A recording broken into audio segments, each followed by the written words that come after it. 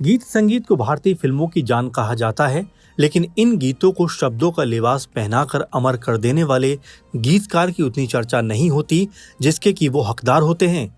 आज ऐसे ही एक गीतकार की कहानी आपके सामने लेकर आए हैं और इस गीतकार का नाम था हसरत जयपुरी। ऐसा कहा जाता है कि एक रात हसरत फुटपाथ पर सो रहे थे और उसी फुटपाथ पर एक गरीब मजदूर मरा पड़ा था। ये देखकर हसरत जी इतना दुखी हुए कि आंसू छलक पड़े। फिर उन्होंने रोते हुए एक कविता लिखी और उस कविता का शीर्षक रखा मजदूर की लाश। कुछ दिनों के बाद हसरत जी ने यही कविता एक मुशायरे में पढ़ी। अब इत्तेफाक से उस मुशायरे को सुनने के लिए उस जमाने के मशहूर एक्टर पृथ्वीराज कपूर भी आए हुए थे। हसरत जयपुरी की कविता मजदूर की लाश पृथ्वीराज कपूर को बहुत पसंद आई और उन्होंने अपने बेटे राज कपूर को सलाह दी कि वो हसरत जयपुरी से मिलें। उन दिनों राज कपूर अपनी आने वाली फिल्म बरसात को लेकर बिजी थे। आइए हसरत की जिंदगी से जुड़े तमाम पहलुओं पर नजर डालते हैं कि कैसे उनका फिल्मी सफर शुरू हुआ। हसरत की शुरुआती जिंदगी। 3 भाई और 2 बहनों में सबसे बड़े इकबाल हुसैन उर्फ हसरत जयपुरी के पिता नाजिम हुसैन फौज में थे। हसरत जयपुरी की छोटी बहन बिल्किस की शादी संगीतकार सरदार मलिक के साथ हुई थी। आज के दौर के नामी संगीतकार अनु मलिक सरदार मलिक के ही पुत्र हैं, यानी रिश्ते में हसरत जयपुरी अनु मलिक के सगे मामू थे। हसरत जयपुरी की दूसरी बहन जुबेदा का बेटा मजहर टीवी एक्टर हैं। हसरत जयपुरी के दोनों भाई मुमताज हुसैन और इकराम हुसैन उनकी बहनों से छोटे थे। इकराम हुसैन की मौत बहुत कम उम्र में ही हो गई थी। 15 अप्रैल 1922 को जयपुर के 4 दरवाजा चौकड़ी रामचंद्र जी की मोहल्ले में इकबाल हुसैन का जन्म हुआ। इकबाल हुसैन उर्फ हसरत जयपुरी की उम्र कोई बहुत ज्यादा नहीं थी जब उनके पिता नाजिम हुसैन की मौत हो गई। हसरत जयपुरी और उनके सभी भाई बहनों को उनकी मां ने पाला। हसरत जयपुरी को लिखने की खूबी अपने नाना की संगत से मिली थी। उनके नाना का नाम फिदा हुसैन फिदा, जो अपने दौर के नामचीन शायर भी रहे। हसरत जी ने जब लिखना शुरू किया तब नाना ही उन्हें गाइड किया करते थे। हालांकि हसरत की मां को ये बिल्कुल पसंद नहीं था कि उनका बेटा शेरो शायरी के चक्कर में पड़े। मां चाहती थी कि उनका बेटा पढ़ाई पर ध्यान लगाए, इसलिए वो बेटे को रोकती थी। लेकिन बेटे को जब कोई फर्क नहीं पड़ा तो एक दिन मां ने गुस्से में उसका बिस्तर उठाकर बाहर फेंक दिया और कहा, निकल जा मेरे घर से, तू जिंदगी में कभी कुछ नहीं कर सकेगा। जिस वक्त की ये बात है उस वक्त इकबाल उर्फ हसरत की उम्र लगभग 18-19 साल की रही होगी। स्कूली पढ़ाई वो बहुत ज्यादा नहीं कर सके थे, लेकिन उर्दू और फारसी पर उनकी पकड़ बहुत मजबूत थी। मां ने जब घर से निकाल दिया तो हसरत ट्रेन पकड़कर मुंबई चले आए।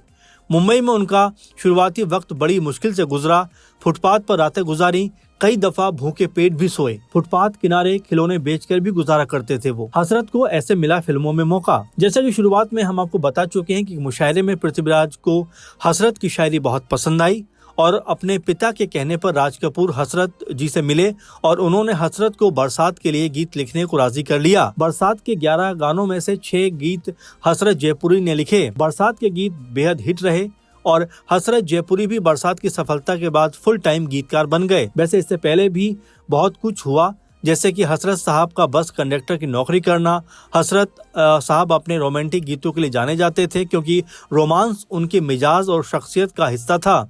जयपुर के उनके मकान के सामने एक मारवाड़ी परिवार रहता था। ये वो जमाना था जब घरों के बाहर स्थित बरामदों और खिड़कियों पर चिलमन यानी पर्दे पड़े होते थे। आजकल उस तरह के पर्दों को चिक कहा जाता है। हसरत की जिंदगी में राधा। सामने रहने वाली मारवाड़ी परिवार में राधा नाम की एक लड़की भी रहती थी। हसरत अक्सर उस लड़की को अपने घर के चिलमन से बाहर झांकते देखा करते थे। वो लड़की दिखने में बहुत मासूम और खूबसूरत थी। हसरत जयपुरी का दिल उस लड़की पर आ गया। उन्होंने उस लड़की को प्रेम पत्र भेजा और वो प्रेम पत्र भी उन्होंने बड़ा शायराना अंदाज में लिखा था। उस प्रेम पत्र में लिखा था, ये मेरा प्रेम पत्र पढ़कर कि तुम नाराज ना होना।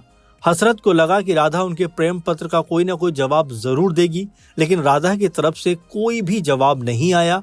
राधा की शादी हुई और वो अपने घर चली गई। फिर कभी वो हसरत को नहीं दिखाई दी। बाद में संगम फिल्म में हसरत जयपुरी ने इसी मुखड़े पर एक गीत लिखा था। राधा की शादी के कुछ महीने बाद ही वो नौबत आ गई जब मां ने हसरत जयपुरी को घर से बाहर निकाल दिया था और वो मुंबई चले आए थे। हसरत बस कंडक्टर की उस नौकरी के साथ साथ शायरी भी किया करते थे और अक्सर मुंबई में होने वाले मुशायरों में अपने लिखे शेर और गजलें भी पढ़ा करते थे। हसरत जयपुरी की शादी। वैसे साल 1953 में हसरत जयपुरी की शादी कानपुर की रहने वाली बिल्किस से हुई थी। हसरत साहब के बारे में कहा जाता है कि वो बहुत सादगी पसंद इंसान थे। दिखावा करने का जरा भी उनको शौक नहीं था। जमीन पर बैठकर खाना खाते थे और बहुत धीरे धीरे खाने का पूरा आनंद लेकर खाना खाते थे। उनकी पत्नी बिल्किस बहुत ही स्वादिष्ट खाना बनाती थी। संगीतकार नौशाद और उनकी पत्नी हसरत साहब की पत्नी के हाथ का खाना खाने अक्सर आया करते थे। एक दफा किसी बात पर हसरत जी की पत्नी उनसे नाराज हो गई। तब पत्नी से हसरत साहब बोले, अजी रूठ कर अब कहाँ जाइएगा। आगे चलकर फिल्म आरजू के लिए हसरत साहब ने इस लाइन पर ही ये गीत लिख दिया था। इस गीत को लेकर मचा था बवाल। फिल्म ब्रह्मचारी के गीत आजकल तेरे मेरे प्यार के चर्चे हर जबान पर को लेकर कुछ लोगों के जहन में कंफ्यूजन रहता है। कंफ्यूजन ये कि इस गीत को शैलेंद्र ने लिखा या हसरत जयपुरी ने।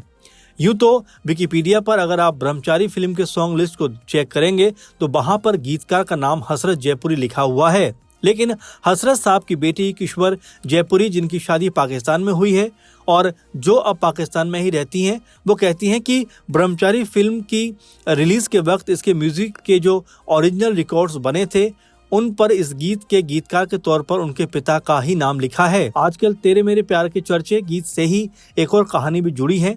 ये गीत शंकर जयकिशन ने राजेंद्र कुमार जी की फिल्म के लिए बनाया था, लेकिन राजेंद्र कुमार ने ये गीत लेने से मना कर दिया। उनका कहना था कि वो डांस नहीं कर सकते, इसलिए ये गीत किसी काम का नहीं। जयकिशन पांचाल जी राजेंद्र कुमार द्वारा ठुकराए गए इस गीत को लेकर बहुत दुखी थे, क्योंकि उन्हें अपने इस गीत पर पूरा यकीन था कि ये गीत बहुत बड़ा हिट होगा। एक दिन शम्मी कपूर को इस गीत की जानकारी मिली। उन्होंने भी ये गीत सुना। शम्मी कपूर को गीत बहुत पसंद आया। उन्होंने शंकर जयकिशन से ये गीत अपने लिए रखने को कहा। शम्मी कपूर का कहना था कि वो अपनी किसी न किसी फिल्म में इस गीत को जरूर फिट करा लेंगे। आखिरकार शम्मी कपूर ने वो गीत ब्रह्मचारी फिल्म में रखवाया और शंकर जयकिशन की भविष्यवाणी के मुताबिक ये गाना वाकई बहुत बड़ा हिट साबित हुआ। वो लाल दुपट्टे वाली तेरा नाम तो बता। हसरत साहब को अपने लिखे बहुत गानों से बहुत लगाव होता था। अगर कोई उनका लिखा गाना चुरा लेता था तो उन्हें बहुत बुरा लगता था। वो कहा करते थे कि उनका लिखा चोरी ना करे कोई, चाहे तो उनकी दौलत बेशक ले ले। हालांकि एक दिन उन्हें धोखा मिला और वो धोखा भी एक ऐसे इंसान से मिला जिसे वो अपना समझते थे। हसरत साहब अपना लिखा अपने जानकारों को बेझिझक सुनाया करते थे। उन्होंने एक मुखड़ा लिखा जिसके बोल कुछ यूं थे, ओ काले बुरके वाली तेरा नाम तो बता, जाएगी कहाँ वो मकान तो बता। उस अपने ने हसरत साहब का ये मुखड़ा सुनकर इंदिवर जी ने इस पूरे लाइन पर एक गीत लिख दिया। वो गीत था ओ लाल दुपट्टे वाली तेरा नाम तो बता, जिसे बाद में हमने गोविंदा और चंकी पांडे की फिल्म आंखें में सुना। हसरत के गाने चोरी हुए। हसरत जयपुरी के लिखे और भी कुछ मुखड़े चोरी हुए थे। उनकी बेटी बताती हैं कि जब हसरत साहब के अपने ने उन्हें बहुत बड़ा दुख दिया तो उन्होंने बेटी किश्वर जयपुरी को अपने पास बुलाकर अपना लिखा एक कलाम उन्हें याद कराया और निर्देश भी दिया कि जब वो कहेंगे तब बेटी को भी वो कलाम पढ़ना होगा। वो कलाम कुछ यूँ था, शिकवा न कर हसरत ज़माने के खुदाओं से, दुनिया बड़ी जालिम है दमसाज नहीं होती, वो खुद ही समझ लेगा मुख्तारे दो आलम है, अल्लाह की लाठी में आवाज़ नहीं होती। हसरत साहब के जिस अपने ने उन्हें धोखा दिया था उसने एक दिन ये भी हसरत साहब से कहा, आप अब बूढ़े हो चुके हैं, अब आपके बस में रोमांटिक गीत लिखना नहीं रहा। उसकी ये बात हसरत साहब को बर्दाश्त नहीं हुई और उन्होंने इस बात को चुनौती की तरह लिया। हसरत ने राज कपूर से क्या मांगा। राम तेरी गंगा मैली का संगीत रविंद्र जैन कंपोज कर रहे थे। एक दिन हसरत जयपुरी राज कपूर और रविंद्र जैन से मिले। रविंद्र जैन खुद ही राम तेरी गंगा मैली फिल्म के गीत भी लिख रहे थे।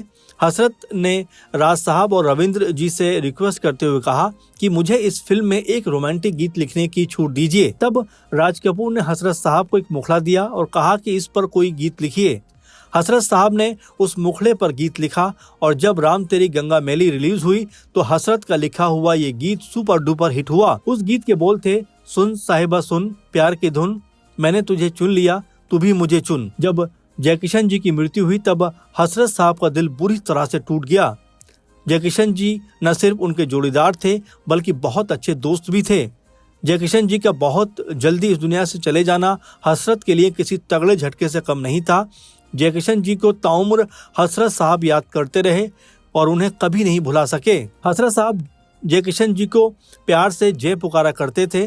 जयकिशन जी जब दुनिया से चले गए तब हसरत जयपुरी ने उनको याद करते हुए एक कविता रिकॉर्ड की थी। वो कविता कुछ यूं थी: मेरे बिछड़े हुए साथी, मेरे मनचाहे सनम, हसरतें उड़ नहीं सकती, उन्हें परवाज तो दो।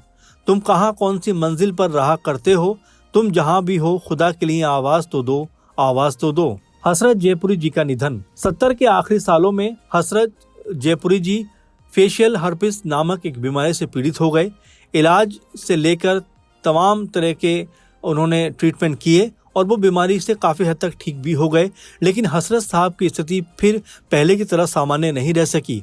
उनकी बेटी कहती हैं कि वो हर रात उठकर अपने पिता को देखती थीं, ये जानने के लिए कि वो सही सलामत तो हैं। उस बीमारी ने हसरत जयपुरी को बहुत परेशान किया और आखिरकार 17 दिसंबर 1999 को हसरत जयपुरी ने हमेशा के लिए इस दुनिया को अलविदा कह दिया। फिलहाल अपने करियर में हसरत जयपुरी ने रिकॉर्ड 63 संगीतकारों के साथ काम किया। राजस्थान सरकार ने हसरत जयपुरी साहब को राजस्थान श्री व राजस्थान रत्न पुरस्कारों से सम्मानित भी किया। जयपुर स्थित हसरत साहब के पुश्तैनी मकान फिरदौसी मंजिल तक जाने वाली सड़क का नाम भी हसरत जयपुरी मार्ग रखा गया। फिलहाल कैसा लगा आपको हसरत जयपुरी की जीवन से जुड़े तमाम किस्सों का ये सफर? अगर आप भी किसी कलाकार के बारे में कुछ जानकारी चाहते हैं, उस पर प्रोग्राम देखना चाहते हैं तो जरूर कमेंट करके बताइए। और फिलहाल इस तरह से हमारे साथ जुड़े रहिए, क्योंकि हम ऐसे भूले बिसरे जो कलाकार रहे हैं बॉलीवुड इंडस्ट्री के, उनके ऊपर तमाम तरह के प्रोग्राम लेकर आ रहे हैं। तो अपना जो स्नेह है, अपना जो प्यार है हमारे साथ ऐसे बनाए रखिए। फिलहाल के इस प्रोग्राम में इतना ही।